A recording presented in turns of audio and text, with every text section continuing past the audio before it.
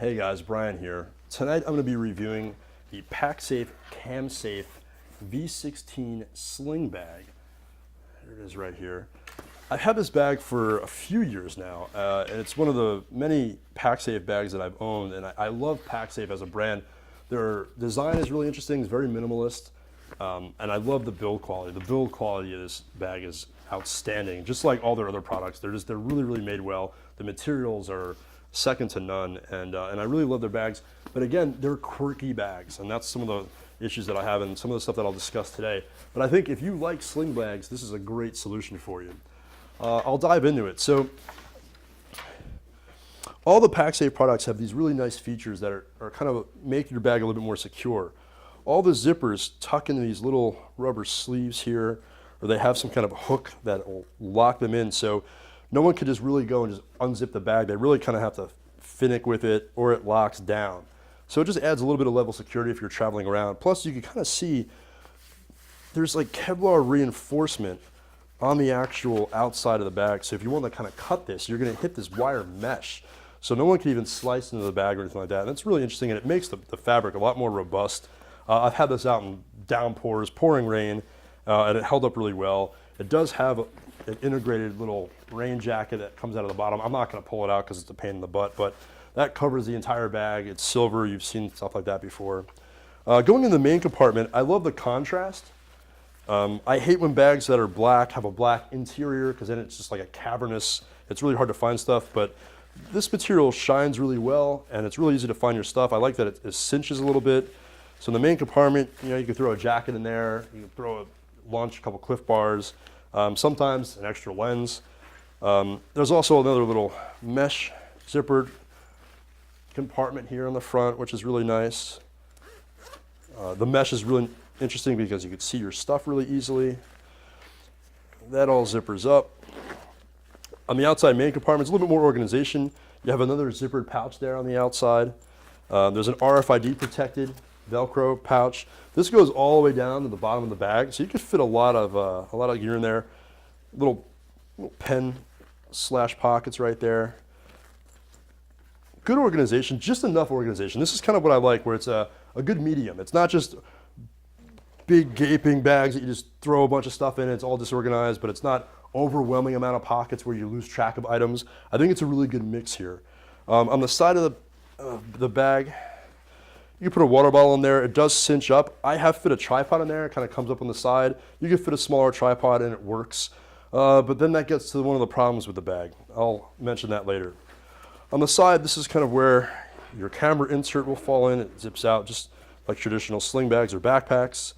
You throw a little memory card in there. I would never put a memory card in like that, but there's a pocket there for it.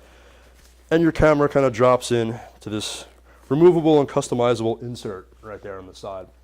Now, here's my trusty Canon 5DS with a 50mm f1.2, and I have a little L bracket. I pretty much always travel with an L bracket on my camera.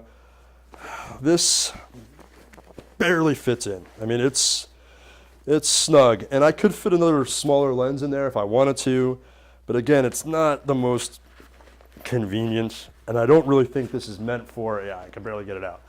I don't think it's really meant for pro-sized DSLRs, but it does fit, and it does make for a solution. You can fit it in there. Some of these sling bags and these design bags, you can't even come close to fitting in a pro DSLR. So that's one of the reasons that I like this bag. I could fit my pro DSLR in there. We'll zip this back up. Now this bag, also the handle on the top is really well made. It's got a nice cushion to it.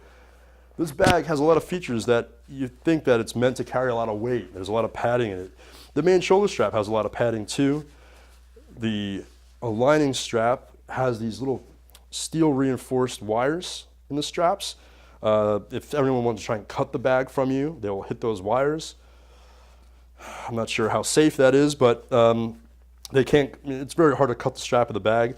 The back padding that actually goes against your back, it's got a lot of good foam on it. It's vented here, so your back doesn't sweat as much. And this feels really robust. It's really stiff, really sturdy, really cushiony. It's meant to kind of be, travel for a long haul and not really bother you too much. But that's one of the problems where I don't use this bag as much as I'd like to. And I think the problem with this bag is that you really have to like this style of bag. There's certain people that just like sling packs and certain people that don't. And I think I fall into one of the people that don't like sling bags, and here's why. The allure of having something that's really easy to get to your stuff without having to take your bag off on the ground. You just kind of slide it to the side, slide it back over you. It's great, and you barely even know it's there. And I could walk around with this forever, and my hands are free. I'm not worrying about a side messenger bag that's kind of getting in the way when I'm walking through a crowd or something like that. It feels like a great solution. The problem is the shoulder strap. You can kind of see it. It's already starting to dig into my neck. When you load this bag up with a lot of gear, again, you put in a tripod, you put in a couple Cliff Bars, you put in an extra battery, and your body and 2 lenses, this bag weighs a ton, and the weight's not distributed well. So what happens is that, I think it's the strap's a little bit too wide. Now, I'm a bigger dude, I'm 6'2". You get a reference of the size of it, this starts to dig into your neck. And I could feel it too, after having the bag for a while, I could see where the bag wears against my neck. The side here is worn out more than obviously the other side.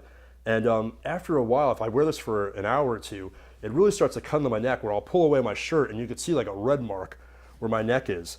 So that just might be the body type. Maybe certain people are just more, could wear this a little bit easier than others. And I think there's a certain crowd that loves sling bags like this. I see a lot of people that wear bags of this type. Low Pro makes some popular ones. But in comparison to Low Pro, which I've owned, this is heads above that bag. I think it's like the Low Pro Sport, whatever. They make an orange one and a black one. This is infinitely better and not that much more money. It's a little bit more expensive, but I think you get a lot more in terms of the build quality. But I think you have to get over it. I think you have to go and try this for yourself and see if the sling bag style is right for you. If it is, look no further. This bag is excellent. Like I said, the build quality is great. If you have a smaller SLR, this is a great solution. Again, if you have a pro level DSLR, this type of bag might be a little bit too small for you. But overall, it's a great product, again by Pacsafe, with a few little design cues. I definitely want to try out the backpack version of this. There's a little bit larger backpack version that I should really give a try and check that out. Anyway, thanks again for joining. I'm Brian. Take care.